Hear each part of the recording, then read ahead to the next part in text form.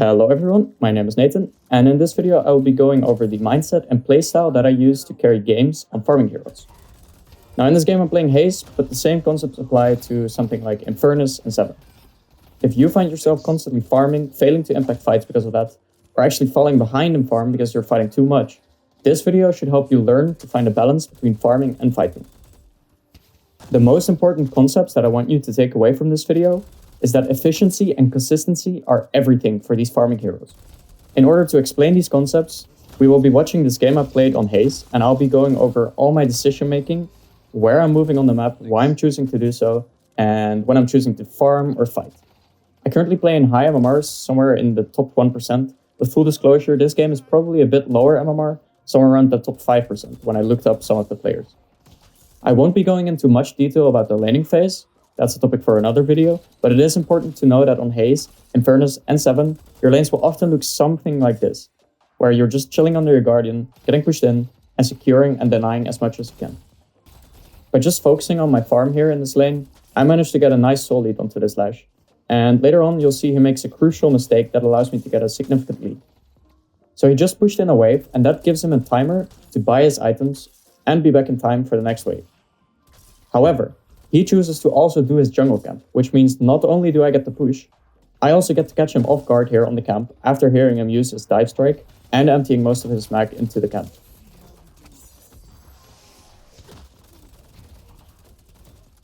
And now the lane's basically flipped. I mess up the parry on the tower here, I don't know why it took so long to hit me, usually it's way faster, but either way, I eventually get the kill here.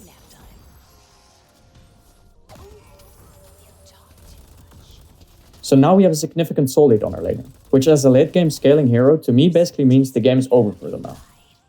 Lash just respawned, but he doesn't have a zipline boost yet. You get those at 4 minute 50, so that allows me to clear this wave and get some nice damage on its Guardian. And then here he just loses half his HP for fun, so that's nice. So what I do here next is I kind of keep the wave on my side of the lane, which makes it really hard for Lash to play.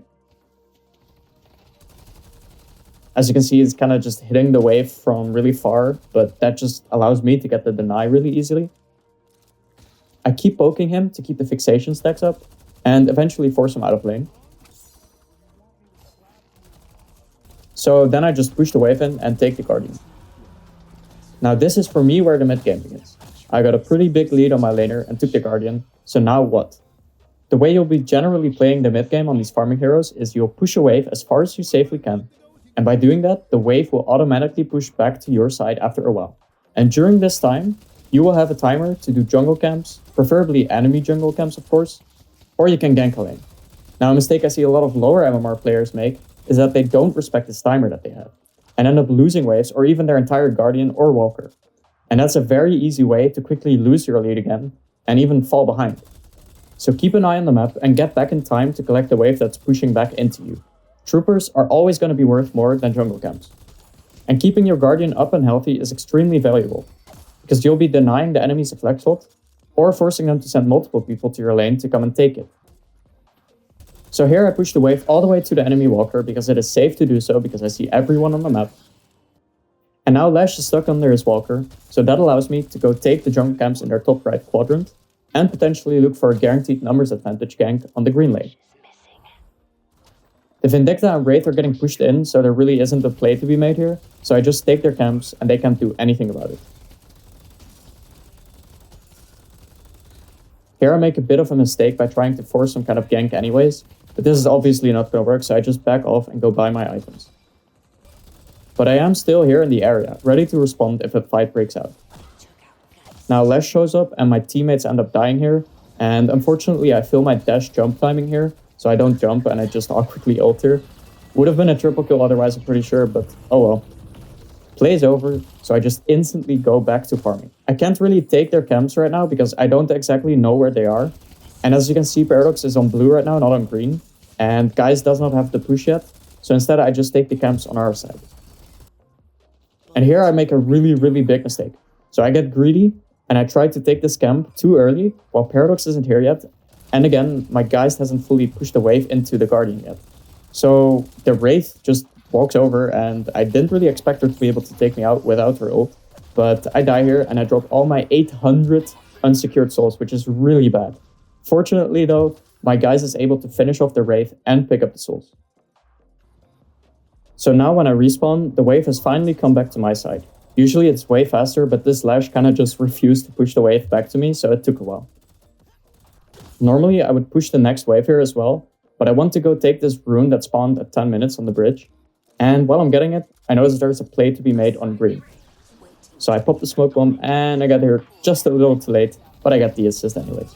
Unfortunately, both of my green laners die again, so I collect this wave, and my teammate calls out the massive bag on the bridge, which I also get. I do think here I should have picked up Burst Fire for 3k souls instead of the two 1250 items that I pick up, to make sure I spend all my unsecured souls, but this is alright as well, as long as I play it safe. I finish off the Green Guardian here, and now I know a lot of people here would run to this fight that's happening in the blue lane. And that's a big mistake. Instead, I notice the Wraith pushing yellow, so I instantly go and defend the Guardian and collect the wave. The reason I do this is because this is a guaranteed way to both give me more souls and make sure the enemies don't get their flex low. If I did go to blue and hypothetically kill 2 people there, it still really isn't worth it. Those kills won't really get as much, but it will guarantee that Wraith gets the yellow Guardian, and we as a team lose out on a lot of troopers while we're all sharing the souls on blue. And this is exactly what I mean with consistency.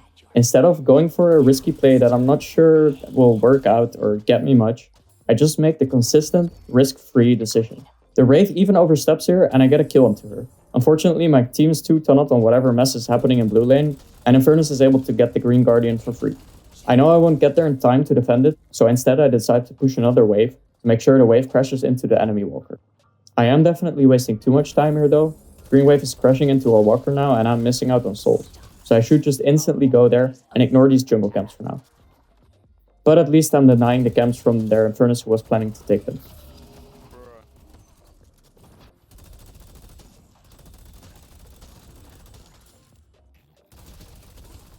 Here again, I'm not really paying enough attention. I should instantly run back to the yellow wave that's crashing into our Guardian. Wraith is overstepping here again, so I get another kill onto her. It's a bit messy, I have to use my ult. But as soon as the play is over, my entire team is here and I don't want to share that wave with them, so I just take this jungle camper.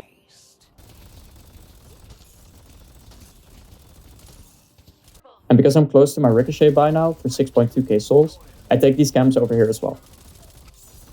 Now I notice 2 of my teammates have died and they're pushing blue and green. So I use my zip boost to quickly buy and be there in time to defend green. My team is of course closer to blue, so I leave defending blue up to them. We end up losing yellow Guardian here as well, and again, I know I'm not going to be there in time to defend it, and I see Geist is going to yellow as well, so I just stay on green and push this wave.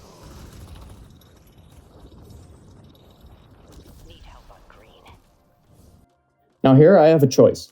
My team is trying to deliver the urn, and depending on if I am confident I can help in a fight, I will choose to either help out my team here deliver it, or I will either push green or blue walker while the enemies are occupied with the urn fight. But here I have my ult up, and I just got my Ricochet power spike, so I'm very strong, and I want to leverage this lead and join this fight.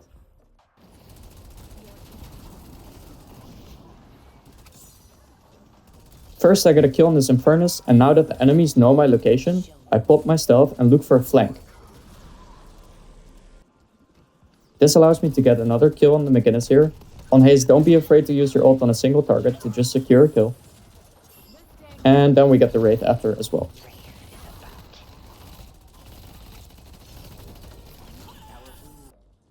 Here I think I was a little bit too scared. The Lash doesn't have ult and he's really weak, so he really can't stop me from taking his walker. And I could have just asked my Bebop as well to help me push the yellow walker. So now we're back to some downtime, so I just take the available jungle camps on our side. This Vindicta is completely griefing here, so we get an easy kill on her as well.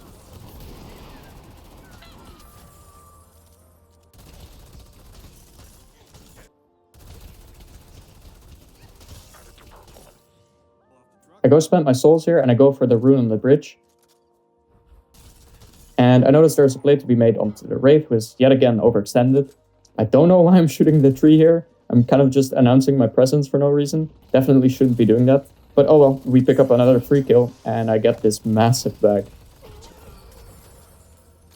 I don't know why the bebop is here, but I'm not confident we can push the purple walker because half of my team is dead and we don't see any of them. So I just go to blue instead so that I'm not sharing souls with bebop. Now I want to spend my souls because I have over 1400 unsecured, but I want to save up for my lucky shot, which means I need to be playing very safe until I have enough for that. So I just hover over here, make sure nothing bad happens to my team, but I'm not going in looking for a play. And as soon as I know nothing is happening, I head to blue and collect the wave. And then, because I see Wraith and McGinnis on purple, I know worst case my team is 4v4 on green, so I leave them and try to defend purple instead.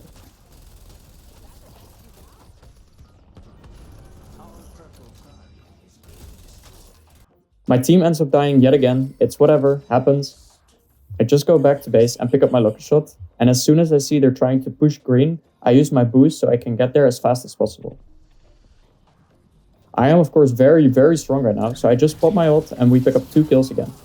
I kinda misplayed mechanically here on the McGinnis, but still get the kill in the end.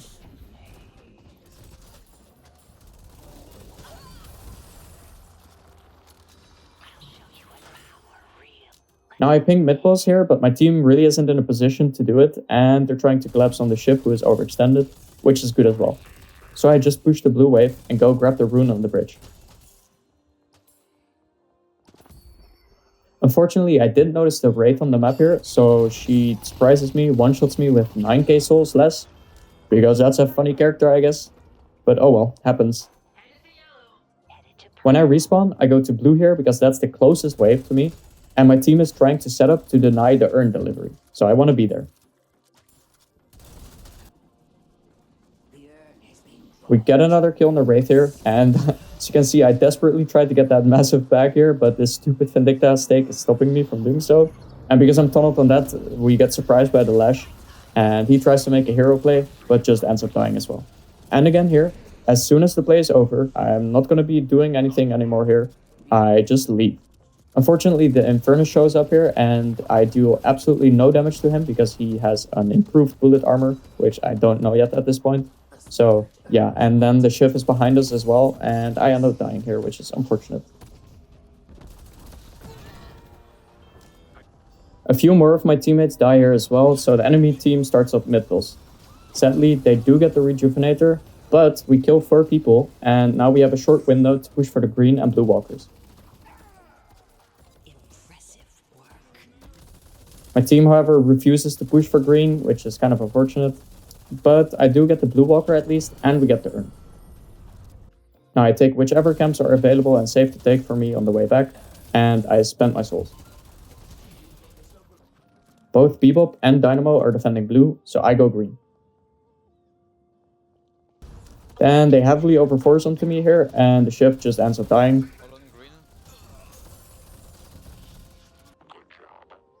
I'm just hovering the fight from a safe distance, looking for an opening, gathering information, and here we just kill the Lash again.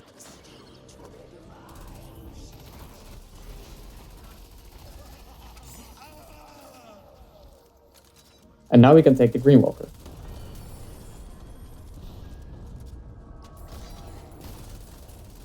Chef wants to die here again, so that's good. And then Dynamo lands a nice ult. I follow it up with my ult. We get some more kills.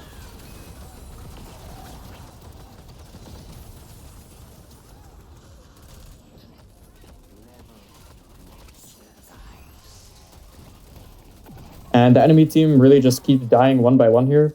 So that allows us to just keep pushing while we're all up. And eventually we just end the game here. So there it is. That's how you carry games on farming heroes.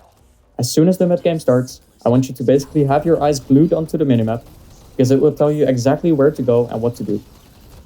You're going to want to push waves, take jungle, look for obvious plays with numbers advantage or people that are overextended, and fight around your item power spikes and cooldowns. As soon as a fight is over, check the map and look what you can do. Focus on your own gameplay, your consistency and efficiency, and you will be winning far more games. So thank you so much for watching. If you're still here, I love you. If you learned something, please consider subscribing and leaving a like. If you have any feedback on the video or other video ideas maybe you want me to make, topics you want me to cover, feel free to let me know in the comments. Alright, bye bye.